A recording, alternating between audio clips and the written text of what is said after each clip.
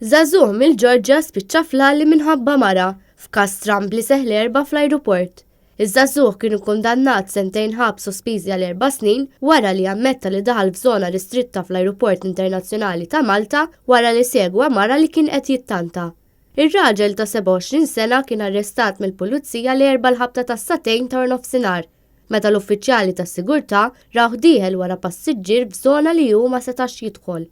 Meta tressaq quddiem il-Maġistrat Monika Vella żagħżugħ mill-Ġorġja qal li hu m'għandux saqa fuq rasu u ammetta li kien qed isegwi mara li beda jittanta. L-avukat tal-għajnuna legali Charmaine Sherritt spjegat li l-akkużat jibża mill-ajruplani tant li ġie Malta bil-katamaran. Qalet ukoll li huwa ppanikja meta ra li l-pulizija jersqu leh biex jarrestawh.